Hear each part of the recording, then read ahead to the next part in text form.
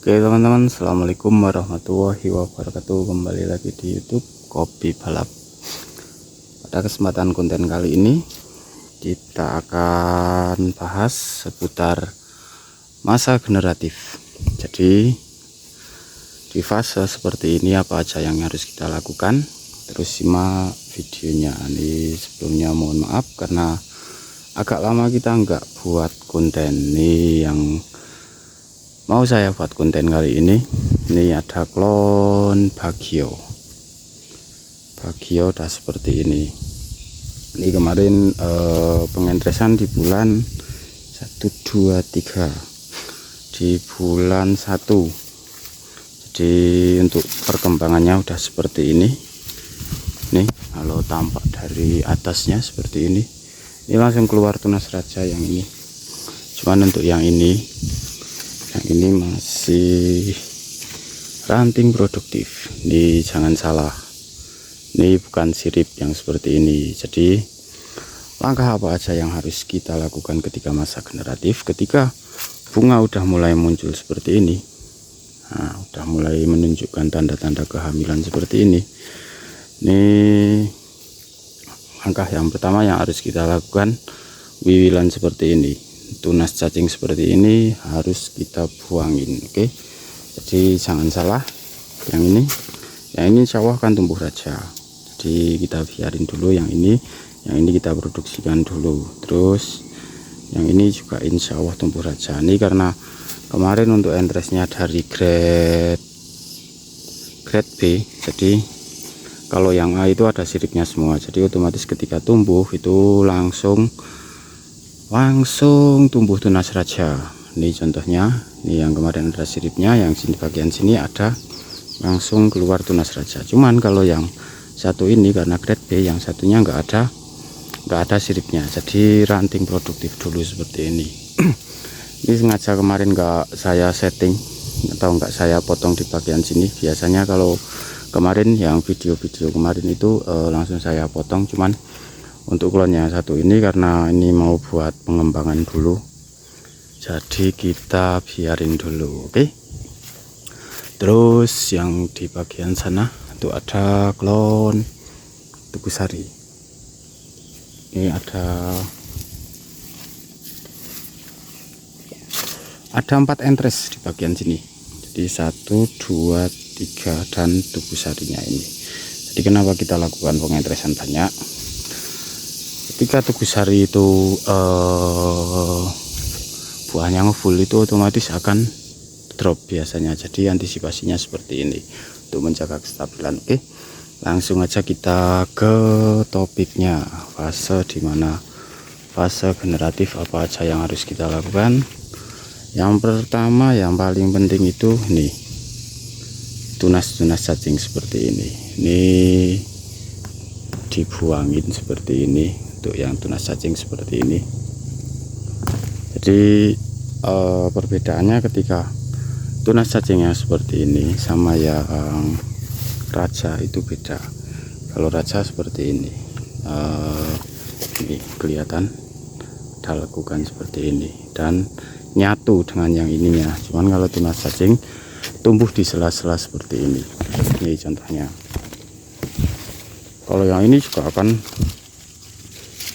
bakal jadi tunas raja karena ini tumbuh di bawah sirip sini. Jadi ketika udah fase generatif seperti ini, teman-teman yang harus perhatikan ialah bagian wiwilan, karena itu akan ketika tidak dibuang itu akan menghambat pembungaan. Ini contohnya seperti ini. Ini kecil-kecil ini akan menghambat pembungaan. Ini untuk klon Tugu Sarinya, dan yang ini kita belum sortasi. Nanti mungkin kita akan sisain 3 aja, karena di sini tuh banyak banget penggerek batang seperti ini loh. Nih jadi kering seperti ini. Contohnya ini udah dimakan ini belum kita semprot. Insya Allah kapan-kapan kita semprot. Dan ini yang ini udah ada jalurnya ke sini, jadi ketika kita lakukan pengentesan banyak seperti ini tinggal nanti kita settingnya, yang penting tepat. Oke, ini kemarin udah saya sortasi, cuman karena kesibukan di kebun jadi nggak sempet mainan HP atau nggak sempet buat konten, jadi mohon maaf. Nih, nah contohnya seperti ini kan akan menjadi tunas raja. Jadi yang tumbuh di sela-sela bagian ini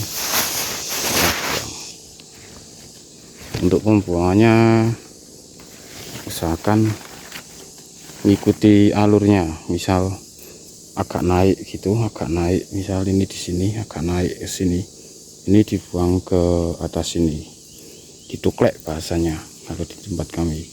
Kalau yang menghadap ke bawah itu motongnya harus ke bawah gini, biar tidak merusak pembungaan yang ada. Oke, terus untuk yang ini juga kita akan buang dulu, karena ini sebenarnya akan tumbuh jadi raja, cuman karena ini udah ada entres yang baru, jadi ini sengaja tak potong di bagian sini biar tidak menghalangi yang ini. Oke, di fase-fase seperti ini itu banyak banget tunas-tunas cacingnya. Ini contohnya.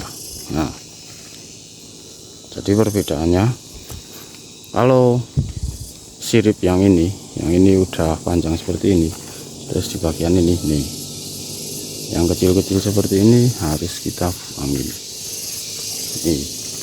Nah, ini kan menghadap ke atas, kita buang sini.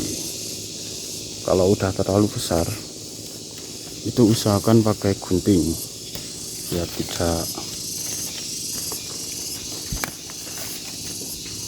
tidak merusak pembungaan. Ini udah mulai fase generatif. Ini kebun yang satunya yang masih rusak itu,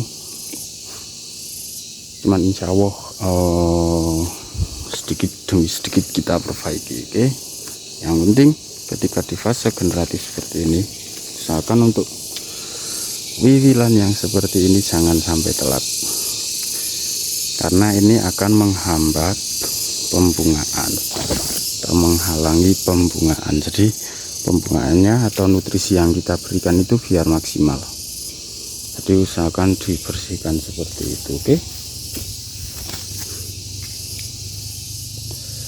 dan ini juga klon arsat kalau yang ini, atau apa lupa saya, mungkin besok kalau udah muncul kopinya kita lihat. Dan untuk kondisi kopinya di tempat kami udah seperti ini. Ini Jawa bulan 5 kita melakukan pemanenan. Oke,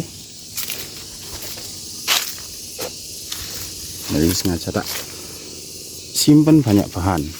Nah, contohnya seperti ini tumbuh di ketiak ini juga akan jadi raja, cuman karena kita mau melakukan pemaksimalan yang ini dulu, jadi kita buang dulu. Ini bentuk kondisinya udah mulai merah seperti ini, udah mulai ada penampakan seperti itu.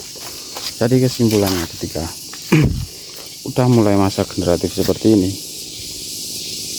udah mulai menunjukkan bakal calon buah bunga seperti ini segera lakukan pemupukan yang pertama. Untuk pupuknya kemarin udah sempat saya upload. Besok saya akan upload di kebun yang satunya biar kelihatan untuk perbedaannya. Cuman kalau yang ini belum kita pupuk, insya Allah nanti awal bulan Mei ini kita lakukan pemupukan, karena ini baru aja lakukan penyiangan untuk rumput-rumputnya atau gulmanya ini. Jadi mungkin 2-3 hari lagi kita akan lakukan pemupukan. Terus untuk kesimpulan yang kedua, yang penting ketika ada tunas cacing itu segera dibersihkan agar pertumbuhan atau pembungaannya ini maksimal. Oke, itu aja kontennya, semoga bermanfaat. Sehat selalu, lancar terus rezekinya. Wassalamualaikum warahmatullahi wabarakatuh. Salam kopi balap, gaskeun.